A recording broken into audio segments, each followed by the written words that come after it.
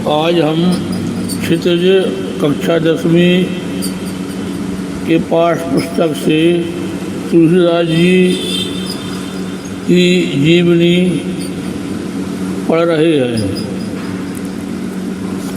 तुलसीदास जी का जन्म उत्तर प्रदेश के बांदा जिले के राजापुर गांव में सन 1532 में हुआ था।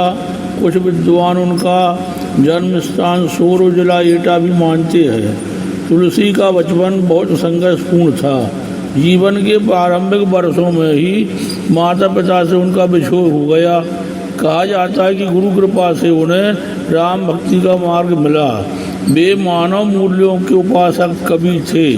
राम भक्ति परंपरा में तुलसी अतुलनीय है।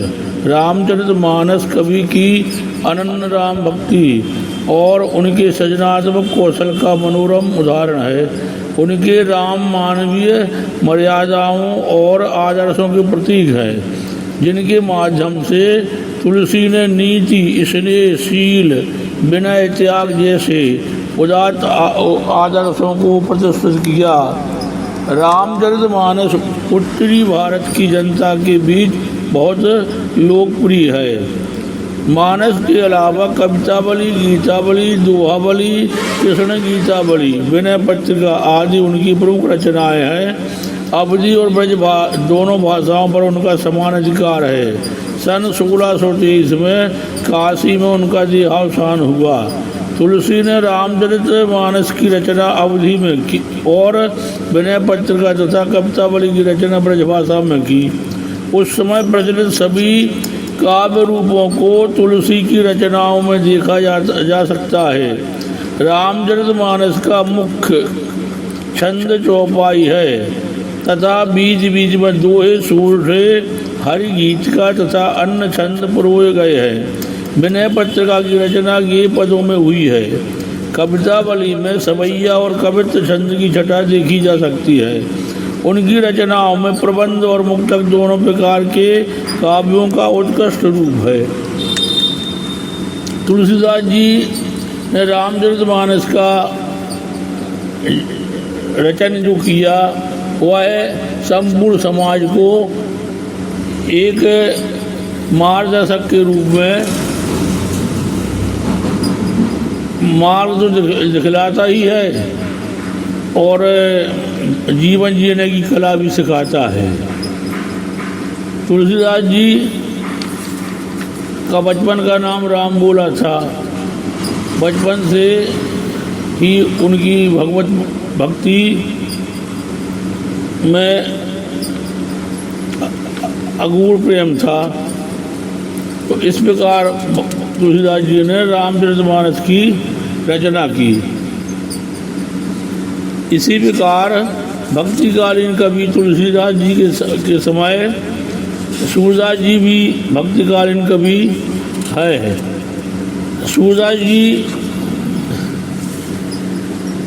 का जन्म 1478 में माना जाता है। एक मान्यता के अनुसार उनका जन्म मथुरा के निकट रौनकता या रेणुका क्षेत्र में हुआ था, जबकि दूसरी मान्यता के अनुसार उनका जन्म स्थान दिल्ली के पास ही माना जाता है।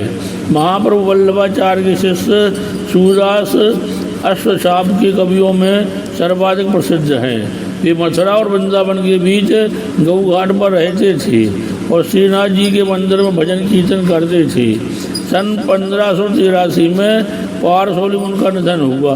उनके 3 ग्रंथों सूरसागर, साहित्य लहरी और सूरसारावली में सूरसागर ही सर्वाधिक लोकप्रिय हुआ। खेती और पशुपालन वाले भारतीय समाज का दैनिक अंतरंग चित्र और मनुष्य की स्वाभाविक वृत्तियों का चित्रण सूरदास जी की कविताओं में मिलता है। सूरवात्सल और श्रृंगार के श्रेष्ठ कवि माने जाते हैं। कृष्ण और गोपियों का प्रेम सहज मानवीय प्रेम की प्रतिष्ठा करता है। सूर्य ने मानव प्रेम की गौरव गाथा के माध्यम से सामान्य मनुष्यों को हीनता बोझ से मुक्त कराया, उनमें जीने की ललक पैदा की। उनकी कविता में ब्रजभाषा का निखरा हुआ रूप है। वह चली आ रही लोक गीतों की परंपरा को ही श्रेष्ठ कड़ी है। यहाँ सूरसागर के भ्रमर गीत में से 4 पद लिए गए हैं। कृष्ण ने मथुरा जाने के बाद स्वयं नल और उद्धव के जरिए गोपियों के पास संदेश भेजा था। उद्धव ने निर्गुण ब्रह्म एवं योग का उपदेश से गोपियों की विरह वेदना को शांत करने का प्रयास किया। गोपियाँ ज्ञान मार्ग की बजाय प्रेम मार्ग को पसंद करती थी। इस कारण उद्धव का शुष्क संदेश उन्हें पसंद नहीं आया।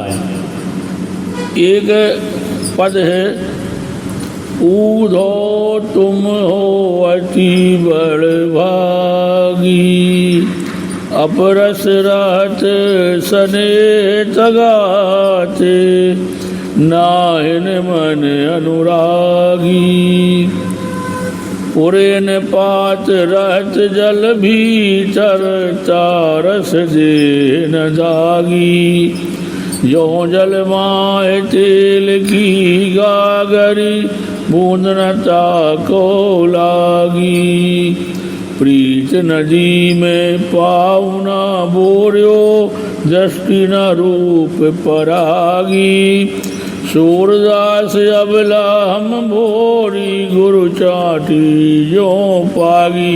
इस प्रकार के पदों की रचना सूरदास जी ने की है। एक और पद है सूरदास जी का, ऊधो मन न भये 10-20, एक हतो सो गयो श्याम संग, कही औराधईस, ऊधो मन न भये 10-20।